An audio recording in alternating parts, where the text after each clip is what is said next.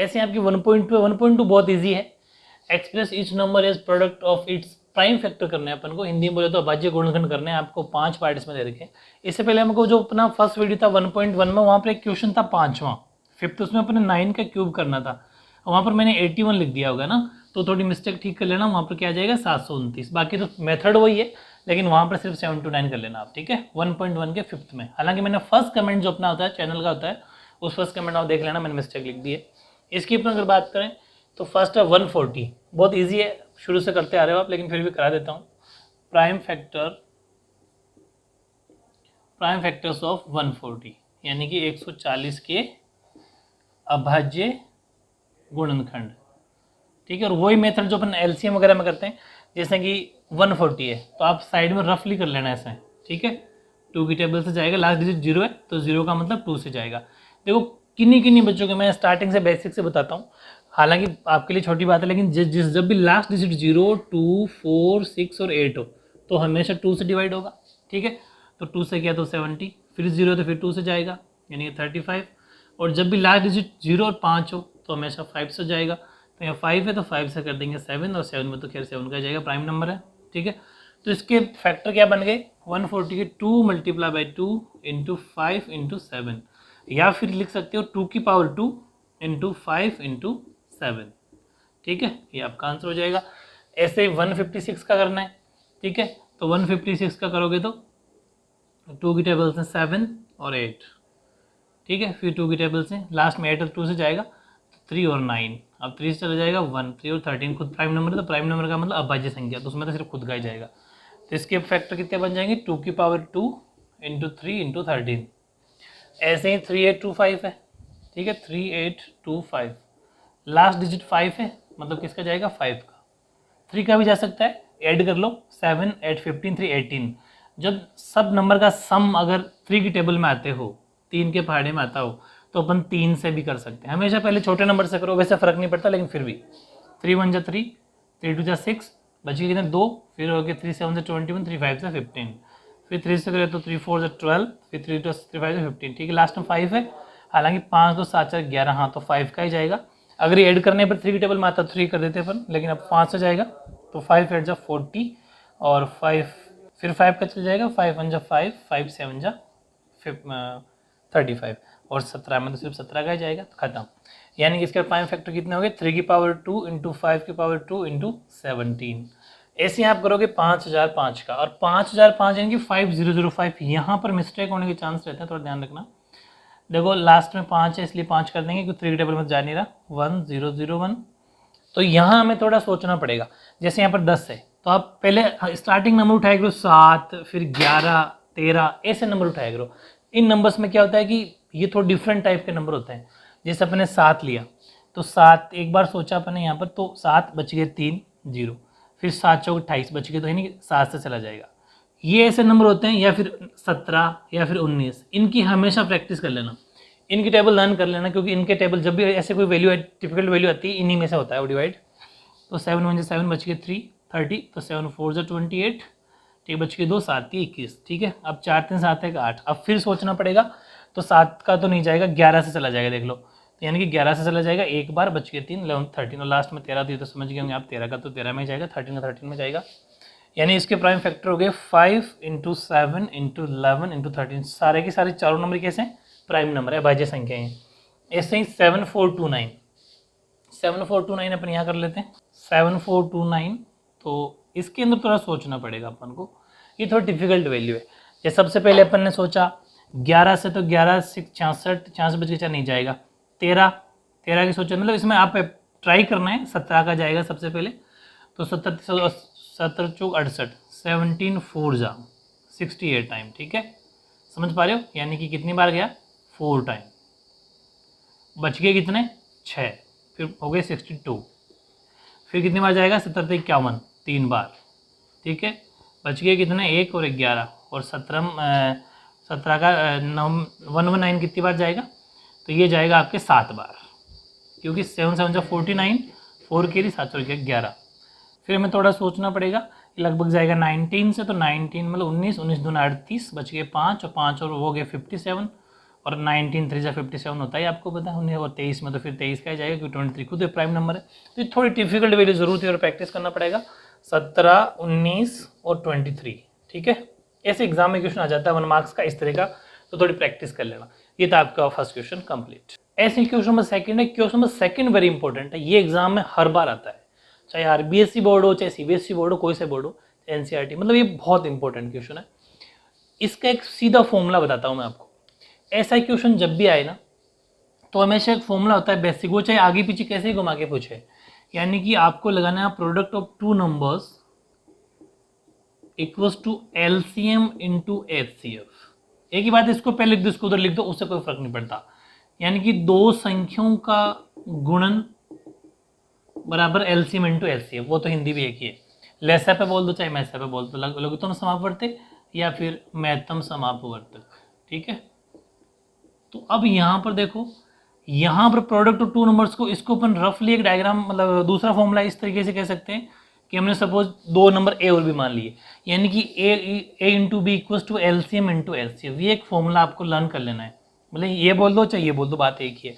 अब वो एग्जाम में क्या करेगा, या तो एचसीएफ दे देगा, दोनों नंबर दे देगा, एचसीएफ दे देगा, एलसीएम पूछ लेगा, या फिर ये देके वो पूछ लेगा, मतलब ऐसे आगे पीछे कोई सा भी पूछ सकता है। सेम टू सेम इसमें क्या पूछा, इसने कहा कि find the LCM and HCF. पहले इन जोड़े का, पेयर का, ये जो आपको युग्म दे रखे हैं 26 और 91 के, 26 और 91 के, इनके आपको पहले एलसीएम और एचसीएफ निकालने हैं, ठीक है। उसके बाद में वेरीफाई कराना है कि इन दोनों का मल्टीप्लाई, मतलब इन दोनों का मल्टीप्लाई और जो आपने एलसीएम और एचसीएफ निकाले हैं, अभी जो निकालेंगे ना इन दोनों का, उन दोनों का मल्टीप्लाई बराबर है क्या, वो वेरीफाई करना, और हमेशा बराबर होगा। ये आप कभी मत सोच लेना कि बराबर नहीं होगा तो ठीक है, मल्टीप्लाई नहीं आ रहा तो कोई बात नहीं, बराबर ही होगा, ये हमेशा ध्यान रखना। तो आपको वहां पर वेरीफाई करवाना है, ठीक है। ये सिंपल सा क्वेश्चन है। अब अपन इसका स्टार्ट करते हैं क्वेश्चन सोल्यूशन। पहले 26 का अपन एलसीएम निकालते हैं सपोज। तो आपको पता है एलसीएम जो निकाला जाता है, लघुत्तम समावर्त जब निकाला जाता है, वो कैसे निकाला जाता है, 26 और 91 को एक साथ रख लिया जाता है, ठीक है। सिंपल बताता हूँ, बिल्कुल बेसिक्स है। और एक होता है एचसीएफ, महत्तम समापवर्तक, हाईएस्ट कॉमन फैक्टर। इसके अंदर क्या होगा कि 26 का अलग और 91 का अलग, ये रूल है बस। एलसीएम में दोनों को साथ और एचसीएफ में दोनों को अलग अलग, बस। अब देखो 26 में अपने 2 से किया, क्योंकि यहाँ एक में भी जा रहा है तो इसमें देंगे, आगे में नहीं जा तो 91 एज इट इज तो जाएगा। अब दोनों में देखो छोटा नंबर ले सकते हैं, वैसे चाहे तो 13 ले सकते हैं, जैसे 91 में 7 का भी जाता है, तो अपन एक बार छोटा नंबर लेंगे 13 और उसमें जाएगा 7 का एक बार और 3 बार, अब 13 का चला जाएगा, तो पूरा पूरा कंप्लीट हो जाएगा। तो यानी कि यहाँ पर जो एलसीएम निकल के आता है वो कितना निकल के आता है, इन दोनों का मल्टीप्लाई 14 और 14 इंटू 13, यानी कि 14 इंटू 13, या तो कर लो मल्टीप्लाई या फिर रहने दो, एक ही बात है। अपन इसको देखो, मैं तरीके दोनों बताता हूँ आपको, या तो यहीं छोड़ सकते हो या फिर इनको मल्टीप्लाई कर लो। 13 4 जा 52, 5, 13 और 5 18, चाहूँ तो 182 भी लिख सकता हूँ। दोनों तरीके सिखाता हूँ ना, बिल्कुल दिमाग खोल के समझना। 2 से करेंगे तो 13 और 13 में तो 1 का ही जाएगा, फिनिश। यहाँ पर 7 से करेंगे तो 7 का एक बार और फिर 13 और 13 में जाएगा तो कंप्लीट। अब मेरी बात समझना, यहाँ एचसीएफ क्या निकल के आएगा, हाईएस्ट कॉमन फैक्टर, मतलब महत्तम समापवर्तक, वो दोनों में जो कॉमन है, जैसे 13 इसमें भी 13 इसमें भी, तो एचसीएफ सिर्फ हो जाएगा ओनली 13, बस। अब मेरी बात समझना, एलसीएम तो है 182, ये है 13 या फिर 14 13 भी कह सकते हो। अब हमें करना है इसको वेरीफाई करते हैं अपन। वेरीफाई का मतलब सत्यता की जांच करें अपन। वेरीफाई उसने कहा कि इन दोनों का मल्टीप्लाई 26 इंटू 91 का मल्टीप्लाई बराबर होना चाहिए एलसीएम इंटू एचसीएफ के। देखो है ना दोनों तरीका। अब मेरी बात सुनना, इन दोनों को मल्टीप्लाई करवा लो और या फिर इन दोनों को फैक्टर ऐसे बना दो। दोनों तरीके सिखाता हूँ कैसे, कि आप इनको भी खोल के ऐसा कर सकते हो। कैसे है कि इसको अपन ने कह दिया 13 इंटू 2 26 होता है, फिर इसको ले कह दिया अपन ने 13 इंटू 7 13 इंटू 7, ऐसे इसको अपन ने कह दिया 14 इंटू 13। देख लो 14 इंटू 13 इसका होता है, मेरी बात को समझना। और 13 ये एज इट इज़ ये। अब मेरी बात सुनो, आप सोच रहे होंगे 14, तो इसको भी अपन 2 और 7 की जगह अपन लिख सकते हैं 14। मेरी बात समझ में आ गई, 14। तो मतलब दोनों फैक्टर बराबर है, 13 14 13, 13 14 13, मतलब दोनों फैक्टर बराबर है। यहाँ एक चांस ये रहता है कि यहाँ आपको मल्टीप्लाई नहीं करना पड़ता और वेरीफाई हो जाता है। ये टाइम सेविंग मेथड है। अगर अपन यहाँ इसको मल्टीप्लाई करते, फिर यहाँ इसको मल्टीप्लाई करते, फिर यहाँ मल्टीप्लाई करते, थोड़ा कॉम्प्लिकेटेड हो जाता है। तो आप ऐसे वेरीफाई करवा के आ जाना, ताकि फैक्टर से फैक्टर बड़ा आसान पड़ता है। चाहो तो मल्टीप्लाई करवा सकते हो, लेकिन मैं तो ये मानता हूँ ये मेथड सही है। अब अगला है सेकेंड, उसमें 510 का पहले एलसीएम ले लो। एलसीएम 510 का अपन ने, और इसका क्या नाम था 92 का, इसका लिया अपन एलसीएम, 2 से किया, 2 दूनी 4, 2 2 4, बच गया 5, ठीक है, फिर 5, यहाँ किया तो 4 और 6, फिर 2 से कर दो 1 2, सॉरी यहाँ तो जाएगा नहीं ना, लास्ट में 5 2 5 5, यहाँ चल जाएगा 2 और 3। अब देखो यहाँ 5 है तो पहले 5 से कर लो, 5, या फिर 3 से भी कर सकते हो, क्योंकि 5 5 और 12 हो रहा है। हाँ, तो 3 8 24, 24 3 में से 15, फिर 23, फिर आपके पास यहाँ 8 नहीं जाएगा। तो अब आप कर लो 17 का, 17 का, क्योंकि 17 5 से 85 होता है। इतना टेबल तो आपको लर्न होगी कम से कम 20 तक तो, है ना। तो फिर 5 से कर लो, यहाँ पर 5 से भी कर सकते थे, चाहो तो चलो पहले 5 से कर लो, तो यहाँ 17 निकल के आ जाएगा। हमेशा क्या छोटे नंबर लेके ज़्यादा बेटर तरीका होता है। 23, और सीधी सी बात है 23 में 23 का जाएगा, क्योंकि दोनों प्राइम नंबर। अब समझ यहाँ पर एलसीएम क्या निकल के आया। अब इतने सारे नंबर को आपस में मल्टीप्लाई करेंगे, बहुत ज़्यादा टाइम वेस्ट हो जाएगा, इसलिए ये तरीका बेस्ट है। इसका तरीका भी ये बेस्ट है कि 2 into 2 into 3 into 5 into 17 into 23, बस इसको ऐसा ही रहने दो ताकि टाइम बच जाए। अब अपन इसका निकालते हैं एचसीएफ, और एचसीएफ निकलेगा अलग अलग, जैसे पहले 510 का, फिर 92 का, ठीक है। तो 2 का किया तो 255, ये वाला आपको काम आ जाएगा ये। फिर आप करोगे यहाँ पर करोगे 3 से, तो 3 8 24 15, फिर 5 से, मतलब थोड़ी हेल्प हो जाएगी, पहले का किया हुआ रहता है तो फिर ऑटोमेटिक लर्न तो अपन को रहता ही है। फिर 2 से करेंगे तो ये हो गया 46, फिर 2 से करेंगे तो ये हो गया 23, 23 में 23 का जाता है फिर। यहाँ की अपन यहाँ एलसीएफ की बात करें तो दोनों में कॉमन हो, जैसे कि 2 इसमें 2 इसमें, सेकेंड टाइम 2 इसमें, लेकिन इसमें नहीं तो नहीं ले सकते, कुछ भी नहीं, ओनली फॉर एलसीएफ क्या निकल गया 2। अब देखो ये एलसीएफ ये एलसीएम अपन को करवाना है वेरीफाई। तो वेरीफाई की जब बात करें अपन, तो LCM into LCF, 2 into 2 into 3 into 5 into 17 into 23, ये तो एलसीएम इंटू एचसीएफ, ये एचसीएफ बराबर होना चाहिए 510 इंटू 92 के, दोनों नंबर का मल्टीप्लाई के। अब देखो इनके भी या तो खोल लो ताकि टाइम बच जाएगा। जैसे अपन देखो यहाँ 510 को क्या कह सकते हैं, 512 को 510 को अपन कह सकते हैं ये रहा, ये देखो ये फैक्टर 510 का ही है, यानी कि अपन 2 इंटू 3 इंटू 5 इंटू 17 510 को यहाँ से, मतलब हमेशा एचसीएफ वाले फैक्टर यहाँ लिख दो, बहुत टाइम बच जाएगा। और 92 को क्या कह सकते हैं, 92 कह सकते हैं 2 इंटू 2 इंटू 23, ये आपका वेरीफाई हो गया। अब यहाँ देखो बराबर हो गया, 2 बार और 3 बार तो 2 है, यानी कि 1, और इसमें भी 3 बार 2 है। फिर यहाँ पर 3 5 है, ये 3 5, 17 23 17 23, यानी कि बिल्कुल ये आपका वेरीफाई हो गया। ये तरीके क्या है, थोड़े इजी तरीके पड़ते हैं, इसको मल्टीप्लाई जब करेंगे अपन थोड़ी वैल्यू बड़ी हो जाती है। तो हमेशा क्या करना है, एलसीएम को बड़े टुकड़े आएंगे टुकड़ों में रहने देना, और फिर वेरीफाई कर देना। चाहो तो मल्टीप्लाई करके दिखा लेना, टाइम ज़्यादा वेस्ट होगा, मतलब कुछ है नहीं, ठीक है। ये था आपका सेकंड पार्ट। ऐसे ही थर्ड पार्ट है आपका। हाँ, तीसरे पार्ट के अंदर अपन बात करेंगे तो 3 3 6 और 54 का अपन एलसीएम लेते हैं। तो 2 से किया तो 1 6 और 8, फिर 2 से किया तो 2 और 7, फिर 2 से किया 8 और 4, 27 में जाएगा नहीं, फिर 2 से किया तो 42 और यहाँ 27, फिर 2 से किया तो 21 और 27, फिर 3 से जाएगा, ठीक है। 3 7 जा 21, 7 की 7 हम, 3 9 जा 27, 3 7 जा 21। अब यहाँ पर अगर बात करें फिर 3 का जाएगा 7 और 3, फिर 3 से तो 7 और 1, फिर लास्ट में 7 कर देना कंप्लीट। यानी कि यहाँ एलसीएम निकल के आता है 1 2 3 4, 2 की पावर तो 4 इंटू 3 की पावर 3, पावर में लिख सकते हो, बहुत ज़्यादा बड़ा जाए ना, यहाँ पर भी अपन चाहे तो 2 की पावर 3 लिख सकते थे, है ना, वो कोई इशू नहीं है। और फिर बच गया 7, ऐसे ही निकाल दो इसका एचसीएफ। अगर मैं एचसीएफ की बात करूँ तो एचसीएफ आप 336 का निकाल दो। पहले 2 से किया तो 1 6 8, फिर 2 से किया तो 84, फिर 2 से किया तो 42, फिर 2 से करोगे तो 21, 3 से किया तो 7 और ख़त्म। अब आप ये इसके बाद में ले लो 54, क्योंकि एलसीएफ क्या होता है अलग अलग निकलता है, तो 54 तो वैसे छोटी सी वैल्यू है, तो 2 से करेंगे तब बन जाएगा ये 2 बार 7 बार, ठीक है। फिर 3 से तो 9, फिर 3 3 3 और ख़त्म। तो अब एचसीएफ क्या निकल के आ गया, एचसीएफ आया जो दोनों में कॉमन हो, एक ही बार 2 ले सकते हैं। फिर 3 2 टाइम है यहाँ पर, लेकिन यहाँ पर नहीं है तो अपन एक ही बार ले सकते हैं बस। तो एलसीएफ निकल के आया 6 और एलसीएम निकल के आया ये, ठीक है। इसके बाद वेरीफाई कर लेंगे, यहाँ थोड़ा ठीक कर लेना, 3 की पावर 3 है तो 3 की पावर 4 नहीं 3 की पावर 3 कर देना। अब इसको अपन करते हैं वेरीफाई। वेरीफाई की अपन अगर बात करें तो वेरीफाई में आ जाएगा एलसीएम इंटू एचसीएफ बराबर ए प्रोडक्ट इंटू 2 नंबर्स का प्रोडक्ट ए इंटू बी। तो देखो एलसीएम कितना है अपना, एलसीएम है 2 की पावर तो 4, 3 की पावर 3 इंटू 7 और एचसीएफ अपना 6 या फिर 2 इंटू 3 भी कह सकते हो इसको।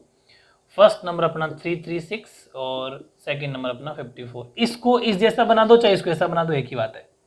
तो देखो 336 के फैक्टर क्या है एचसीएफ में, देखो 336 के ये रहे 2 की पावर 4 यस और 3 इंटू 7 ये 336। हमेशा फैक्टर किसका देखना है, एचसीएफ पर उठा के देख लेना क्योंकि वहाँ पर अलग अलग करे होते हैं। ऐसे हैं 54 के देख लो, 54 के हैं 2 इंटू 3 की पावर 3, ठीक है। अब देखो आप ये आपका एडजस्ट हो जाएगा कि यहाँ पर 6 है तो आप 6 की टेंशन मत लेना। इस 6 को अपन ने क्या लिखा, इसको 6 को मैंने कहा था ना 2 इंटू 3 भी लिख सकते थे, यानी कि इसको बिना खोले अगर अपन ऐसा लिखें तो बिल्कुल सेम है। देख लो भले 2 की पावर 4, 2 की पावर 4, 2 की पावर 1 यानी कि 2 एक बार, चाहे तो 2 की पावर 5 भी लिख सकते हैं। अब देखो 3 की पावर 3, ये 3 की पावर 3, 3 और 7 यानी कि बिल्कुल परफेक्ट है, तो ये वेरीफाइड है। तो इस तरीके से सिंपल सा क्वेश्चन था। क्वेश्चन नंबर सेकंड मेरे तरीके से करना, मल्टीप्लाई करोगे तो टाइम वेस्ट होगा आपका, ठीक है, कंप्लीट। ऐसे क्वेश्चन नंबर थर्ड है, काफी इजी एक्सरसाइज है, ये बहुत ज्यादा आसान एक्सरसाइज है। फर्स्ट क्वेश्चन इसका इंपॉर्टेंट है, जैसे find the LCM and HCF following integers by applying the prime factorization method. अभाज्य गुणनखंड द्वारा निम्नलिखित पूर्णांकों के एचसीएफ और एलसीएम निकालने आपको। सेम मेथड, अब देखो जब भी प्राइम फैक्टराइजेशन मेथड का मतलब होता है ये एलसीएम जैसा, जैसे इसने अपन को क्या कहा, पहला जो पार्ट है इसका हमें निकालना है एक तो एलसीएम और एक एचसीएफ। तो अपन सबसे पहले निकालते हैं इसका एलसीएम। एलसीएम निकालने के लिए हम सारे नंबर ले लेंगे एक साथ, ठीक है। तो सबसे पहले 2 का करो, किसी भी नंबर में जाता है तो 2 से ही करना है, बहुत छोटी बात है हालांकि आपके लिए तो ये, क्योंकि हर क्लास में ये चीज़ होती है। फिर करेंगे अपन 3 से तो 1 5 और 7, फिर 5 से कर देंगे तो 1 1 और 7 से कर देंगे तो 1 1 और 1 खत्म। यानी कि अगर मैं एलसीएम की बात करूं तो एलसीएम हो गया अपना, इसके अंदर अपन को मल्टीप्लाई करना पड़ेगा, ठीक है, क्योंकि इसके अंदर तो कम्प्लीटली लिखना है कितना आया, ज़्यादा सही रहेगा। तो 2 2 ज़ा 4, 4 से 12, 60 और 420, 420 अपना इसका एलसीएम निकल के आ गया। अब मैं बात करूं इसी के एचसीएफ की, तो एचसीएफ के अंदर क्या होता है, अलग अलग नंबर होते हैं। जैसे पहले अपन 12 लेंगे, फिर अपन 15 लेंगे, फिर अपन 21 लेंगे, ठीक है। ऐसे ये चीज़ें अपन को एग्जाम में सोल्यूशन में करके दिखानी है नोटबुक में, ठीक है, सॉरी वो आंसर उसमें। इसके बाद में 3 अपन करेंगे कंप्लीट, फिर 3 से जाएगा 5 और 5 हुई खत्म, 3 7 और ये खत्म। तो एचसीएफ कितना निकल के आ गया, जो तीनों में हो, इसमें 3 है, 3 इसमें भी है, 3 इसमें भी है, तो एक तो है 3। इसके बाद में कोई भी नंबर जैसा नहीं जो तीनों में हो, तो इसका मतलब एचसीएफ क्या आ गया 3। तो 2 आंसर पूछे थे, एलसीएम 420 420 और एचसीएफ 3। ऐसे ले लो आप सेकंड पार्ट। सेकंड में 17 23 और 29, इसका एलसीएम निकालेंगे, तीनों प्राइम नंबर है। प्राइम नंबर का मतलब अभाज्य संख्या है जिसमें सिर्फ खुद से डिविजिबल होती है, वो खुद का भाग जाता है, तो तीनों में अपना अपना खुद का ही डिवाइड होगा, ठीक है। फिर 23 से करेंगे तो 1 1 और 29, 29 से कर देंगे तो 1 1 और 1। इसके अंदर आलसपना मत दिखाना, तीनों को मल्टीप्लाई करके दिखाना है आपको, ठीक है ना, गलत नहीं है। हालांकि ये भी गलत नहीं होता, जैसे 17 इंटू 23 इंटू 29 सही है, लेकिन मल्टीप्लाई कर देना इसमें तो ठीक रहेगा।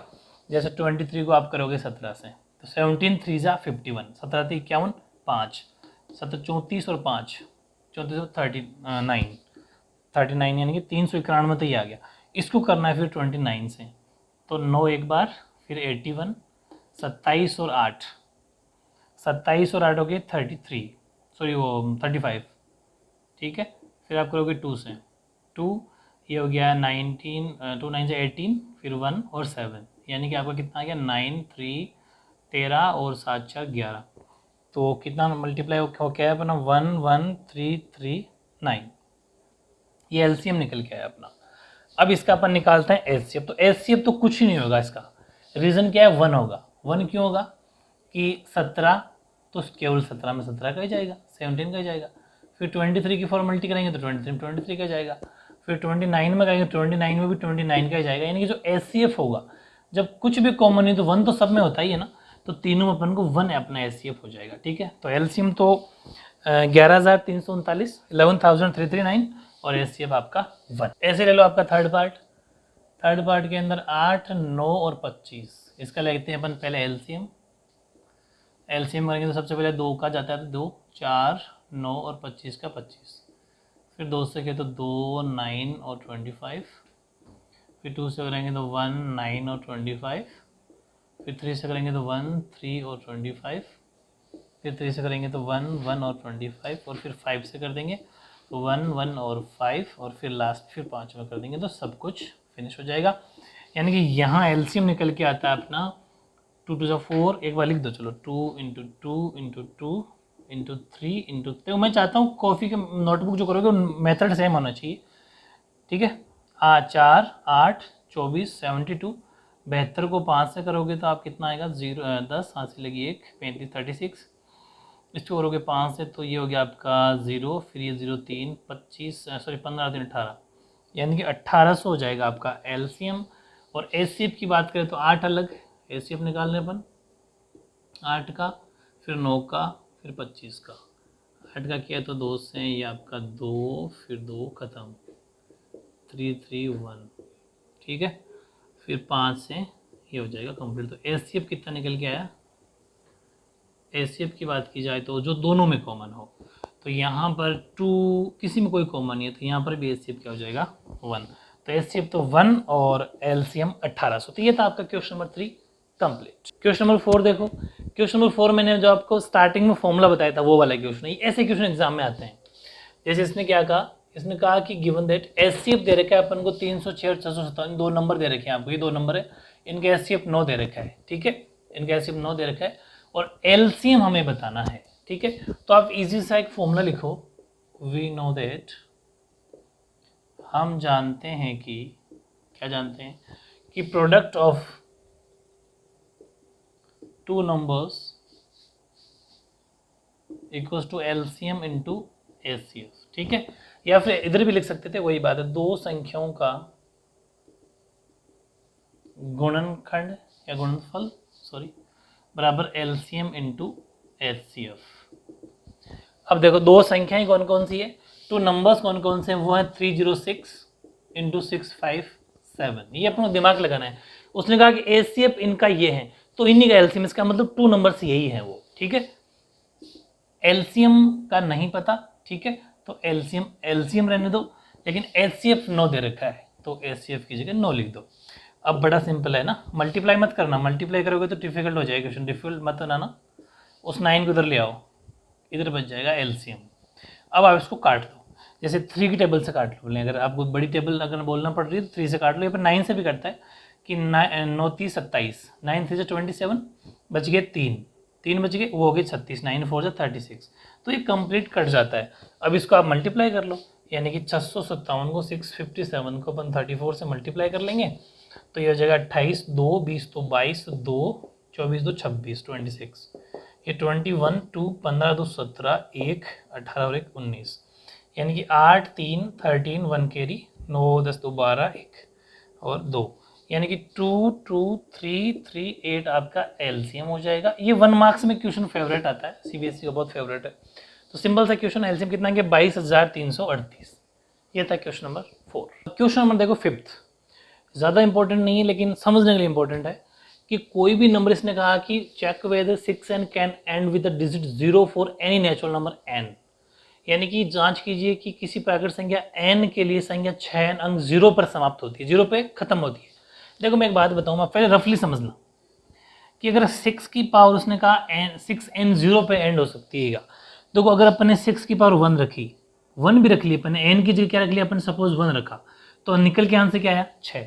फिर आपके दिमाग में है कि n की जगह 0 रख लो, तो n की जगह 0 रखा अपन ने, 6n मतलब ऊपर पावर में, तो आपको पता है किसी भी पावर में 0 रखने पर, किसी की पावर जब 0 होती है तो 1 आता है, यानी कि कोई सवाल नहीं उठता कि अगर हम किसी की पावर अगर अपन रखें n की यहाँ पर पावर 1 2 0 कुछ भी रख लो, 0 पे कभी भी वो नंबर खत्म नहीं होगा।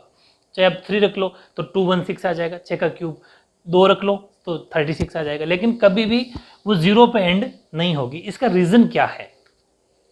रीजन समझ में तो समझ में आएगी आपके, हालांकि उतारना नहीं है ये वाला, लेकिन पूरा थोड़ा वर्डिंग लिखना होता है एग्जाम के अंदर। तो वो अगर एग्जाम में क्वेश्चन आ जाता है 1 मार्क्स में, तो आपको लिख के आना है if 6 and ends with o 0 then it must have 5 as a factor। कि अगर 6 की पावर n 0 पे खत्म होती है तो ये गारंटी है कि 6 की पावर n में 5 होगा, क्योंकि अपन को पता है कि जब भी लास्ट डिजिट 0 होता है, जैसे मैं कह दूं ये 50 है तो 100% गारंटी कि 5 का डिवाइड जाएगा इसमें। मैं कह दूं ये 20 है तो ये 100% गारंटी कि 5 का डिवाइड तो उसके अंदर जाएगा, मतलब 5 उसके अंदर है। तो अगर ये 0 पे खत्म होता है तो इसका मतलब 5 उसका एक फैक्टर है, 5 एक गुणनखंड है उसका, ठीक बात है। बट एक्चुअली बात क्या है? एक्चुअल बात ये है कि 6 की पावर n को अपन ये लिख सकते हैं 2 × 3, यानी कि 2 के टुकड़े क्या होते हैं, 6 के प्राइम फैक्टर क्या होता है 2 × 3। इसका मतलब बारी बारी खोलेंगे तो 2 की पावर n और 3 की पावर n, लेकिन इसके अंदर तो कहीं पर भी 2 और 3 के अलावा कोई प्राइम फैक्टर है ही नहीं। समझ पा रहे हो? यानी कि 2/3 के टुकड़े ये होंगे, और इसके अंदर हम जानते हैं कहीं पर भी 5 तो है ही नहीं। फिर यहाँ पर एक थ्योरम अप्लाई करनी है आपको। ये फंडामेंटल थ्योरम ये कहती है, आपको ज़्यादा लोड नहीं लेना इसका। फंडामेंटल थ्योरम है एक, वो ये कहती है कि किसी भी नंबर का प्राइम फैक्टर करने पर उसका जो रिजल्ट निकल के आता है वो हमेशा यूनिक होता है, मतलब फिक्स होता है। ये मान लो 6 के 2 × 3 होगा तो 2 × 3 ही होगा, आप 4 × 6 थोड़ी कर लोगे, उसका कभी नहीं होना 4 × 3 थोड़ी कर लोगे, नहीं। यानी कि वो यूनिक होता है, अद्वितीय हल होता है। हम जानते हैं कि प्रत्येक संख्या का अभाज्य गुणनखंड अद्वितीय हल होता है आधारभूत प्रमेय के अनुसार, according to fundamental theorem of arithmetic, that the prime factorization of each number is unique. So 5 is not a factor of 6n, 5 6n का कोई भी फैक्टर नहीं है, hence 6n can never end with the digit 0। अतः 6n का कोई अभाज्य गुण नहीं है, अतः 6n अंक 0 पर समाप्त नहीं होगा। तो 1 मार्क्स में थोड़ी 2-3 लाइन लिख देना, अकॉर्डिंग टू फंडामेंटल थ्योरम वाली बात जरूर लिखना। तो ये था आपका क्वेश्चन नंबर 5। ऐसे क्वेश्चन नंबर 6 है आपका, सिंपल सा क्वेश्चन है। ये आपसे कहते हैं एक्सप्लेन वाई 7 × 11 × 13 + 13, ध्यान रखना ये बीच में प्लस है, ये मल्टीप्लाई में ये प्लस है, एंड 6 6 5 ये यहाँ से लेके पूरा मल्टीप्लाई में +5 है, आर कॉम्पोजिट नंबर्स। हिंदी वाले बच्चे व्याख्या कीजिए कि ये और ये भाज्य संख्याएं क्यों हैं। देखो पहली बात, भाज्य का मतलब होता है, कॉम्पोजिट का मतलब होता है जिसका डिवाइड जाए। भाई जैसे इसको अपन सोल्यूशन की अगर अपन बात करें तो ये तो सिंपल सा 1 मार्क्स में क्वेश्चन आ सकता है, बाकी ज़्यादा इंपॉर्टेंट नहीं है। जैसे इसके अंदर अपन को क्या कॉमन नजर आता है, एक संख्या ये एक नंबर, दो नंबर अलग अलग, जहाँ प्लस माइनस हो जाता है वह नंबरों का बंटवारा हो जाता है, ऐसा मान लो। तो यानी कि ये नंबर अलग है, ये नंबर अलग है। यानी कि मैं अगर इसको एक बार ऐसा लिखूँ इसको अगर मैं, तो इसमें और इसमें दोनों में कॉमन आता है 13, तो पीछे क्या बचता है, इसमें तो बच जाता है 7 × 11, और यहाँ 13 1 × 13 प्लस में, इसलिए 1 टाइम आ गया। समझ पा रहे हो? इसका मतलब इन दोनों के अंदर 13 एक फैक्टर है, ठीक है। यानी कि 13 एक की संख्या है जो उसको डिवाइड करती है, गुणनखंड है इसका। It means 13 is a common factor बोल दो, चाहे ये भी 13 इज ए फैक्टर बोल दो। और फैक्टर का मतलब वो उसको डिवाइड भी करेगा। भाई जैसे मैं कह दूं ये 25 है, इसका मतलब मैं इसमें कह दूं इसके अंदर 5 एक फैक्टर है, इसका मतलब इसके अंदर 5 का भाग जाएगा, 5 का डिवाइड होगा। फैक्टर का मतलब ये होता है, इसका मतलब भाज्य है, कॉम्पोजिट। ऐसा ही मैं अगले नंबर लूँ 7 × 6 × 5 × 4 × 3 × 2 × 1 +5। अब इसमें और इसमें 5 कॉमन जाता है, तो अंदर क्या बचेगा 7 6 5 तो निकल जाएगा कॉमन आगे बाहर, 4 3 2 1 और +1। समझ में आ गई? वो बाहर जो +1 है वो ऐसे। तो इसका मतलब इसमें और इसमें भी 5 एक कॉमन फैक्टर है, 5 इज ए फैक्टर, यानी कि 5 अर्थात 13 एक गुणनखंड है, इसमें 5 एक गुणनखंड है। इसका मतलब अगर इसके अंदर 13 एक नंबर है जो दोनों में डिवाइड होता है, इसका मतलब ये कॉम्पोजिट नंबर है, एक भाज्य संख्या है। ऐसे इन दोनों में, इसमें भी 5 इसमें भी 5, दोनों 5 5 का भाग जाता है, सेम नंबर्स का कॉमन फैक्टर है। इसका मतलब ये भी एक भाज्य संख्या यानी कि कॉम्पोजिट नंबर है, वो नंबर जो दोनों में डिवाइड करते हैं सेम नंबर। अगर सेम टू सेम नंबर का जाता है तो हमेशा वो कॉम्पोजिट नंबर या फिर भाज्य संख्या होती है। सिंपल क्वेश्चन 1 मार्क्स में आ जाता है, तो आप कर लेना, ठीक है। ऐसे आपका क्वेश्चन नंबर 7 है, एक बार पढ़ो इसको। ये यूँ कहना चाह रहा है कि किसी खेल के मैदान में चारों ओर एक वर्ताकार पथ है, यानी कि there is a circular path around a sports field. Sonia takes 18 minutes to drive 1 round of the field, यानी कि इस मैदान का एक चक्कर लगाने में सोनिया को 18 मिनट लगते हैं, जबकि एक चक्कर लगाने में रवि को 12 मिनट लगते हैं। ठीक है, यानी कि while Ravi takes 12 minutes for Sam, suppose they both start at same point and the same time and go in the same direction. यानी कि ये मान लीजिए कि दोनों एक ही जगह से एक ही समय में चलना स्टार्ट करते हैं, एक ही दिशा में चलना स्टार्ट करते हैं, तो कितने टाइम बाद वे पुनः अपने स्टार्टिंग प्रारंभिक स्थान में मिल जाएंगे। यानी कि अपन को ये बताना है कि after how many minutes will they meet again in at the starting point, यानी कि वो शुरुआत में जहाँ थे वहाँ पर वो कितने टाइम बाद में मिल जाएंगे। तो ये सिंपल सा इसका सोल्यूशन होगा। तो ऐसे क्वेश्चन में हमेशा आपको एलसीएम निकालना है, ज़्यादा सोचना नहीं, एचसीएफ कभी निकलेगा नहीं ऐसे क्वेश्चन में। यानी कि वो सेम ही जगह पर सोनिया और जो दोनों एक ही पॉइंट से स्टार्ट होते हैं। ठीक है, एक को ऐसे वर्ताकार राउंड लगाते हैं वो दोनों, एक को 18 को 12 मिनट लगते हैं। तो हमेशा ऐसी कंडीशन जब भी आए, मतलब एलसीएम का मतलब सेम पॉइंट पे आ जाना, दोनों हमेशा जब भी आएंगे दोनों का अपन क्या निकालना है, एलसीएम। ठीक है, ध्यान रखना, लघुत्तम समापवर्तक। तो अपन एलसीएम निकाल देंगे, एलसीएम ऑफ 18 एंड 12 का। ठीक है, यानी 18 और 12 का लघुत्तम समापवर्तक। तो अपन को प्राइम फैक्टर करना पड़ेगा। ठीक है, प्राइम फैक्टर्स ऑफ 18 एंड 12, यानी कि 18 और 12 का अभाज्य गुणनखंड करने पर, अभाज्य गुणनखंड करने पर, तो सीधी सी बात है एलसीएम एक साथ कर लो ऐसे। ठीक है, 2 से किया तो 9 6, फिर 2 से किया तो 9 और 3, और 3 से किया तो 3 और 1, और फिर कंप्लीट हो गया। यानी कि जो एलसीएम निकल के आया वो कितना निकल के आ गया, 2 × 2 × 3 × 3, यानी कि 2 to the 4 12 36। इस तरीके से दोनों 36 मिनट बाद दोनों आके एक पॉइंट पे मिल जाएंगे। इस तरीके से आपकी 1.2 कंप्लीट।